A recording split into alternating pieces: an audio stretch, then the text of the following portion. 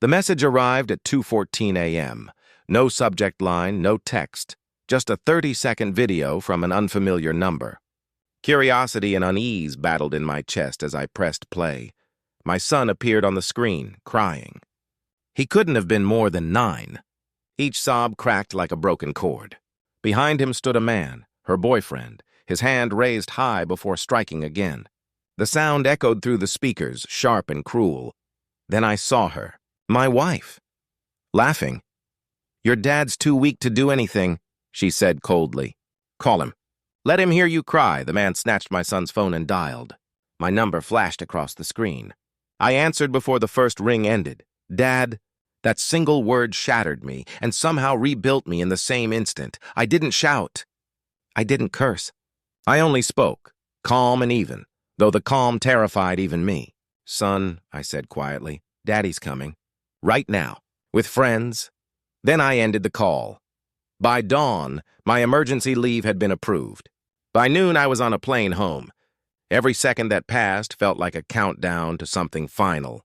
When I landed, the sky was the same dull gray I remembered. Tired, indifferent.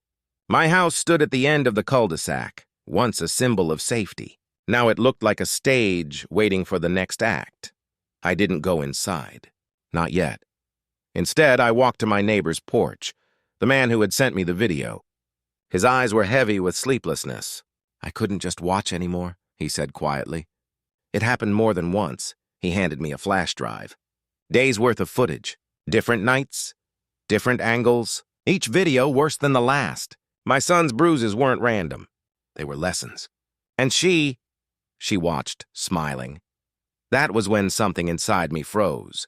Not anger, not disbelief, something colder, sharper, understanding. I didn't barge in. I didn't announce my return. Instead, I rented a car and parked 3 houses down. From there, I watched the home I had built, the one she'd turned into a lie.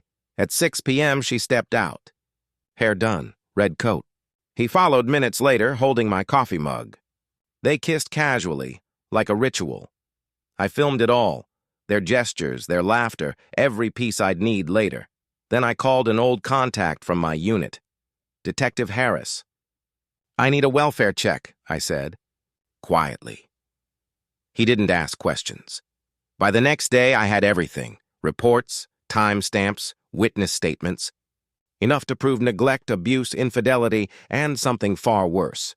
They hadn't only hurt my son, they had tried to erase me from his life. She told him I'd stopped calling, that I didn't care. I stayed calm. Because calm is power, and I wanted her to feel powerless. 3 nights later, I went home. The spare key was still in the same drawer. The house was silent, except for the hum of the refrigerator. My son was asleep upstairs, safe now. Harris had arranged protective custody until I arrived.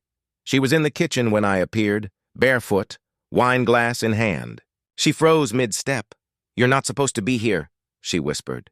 "Neither are you," I replied, placing a small USB drive on the table. She looked at it, then at me. "What's that?" "Everything." Her hands trembled as she plugged it into her laptop. I didn't need to see what played, I already knew. I watched her instead.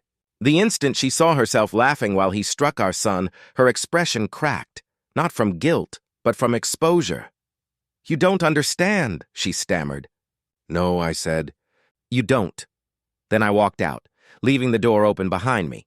By morning, she and her boyfriend were in handcuffs. I never pressed charges. I didn't have to. The footage did it for me. The neighbors came forward. The internet did the rest.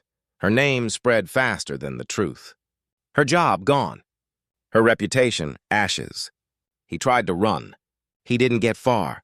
I never touched them, never raised my voice. I simply handed the world a mirror and let them burn in their own reflection. When the officers asked for a statement, I said only one thing: justice doesn't need noise. Months have passed. My son laughs again, but it sounds different now. Careful, like he's testing the air first. He sleeps in the room across from mine. The door stays open, always. Sometimes I catch myself watching that doorway, listening for his steady breath, just to remind myself that he's real. People say I handled it well. They're wrong. I didn't handle it. I contained it like a bomb that never detonated, because revenge isn't rage. It's restraint. And sometimes the coldest thing you can do is walk away while the fire behind you still burns. I didn't return home to save them. I went back to end the story they tried to write without me.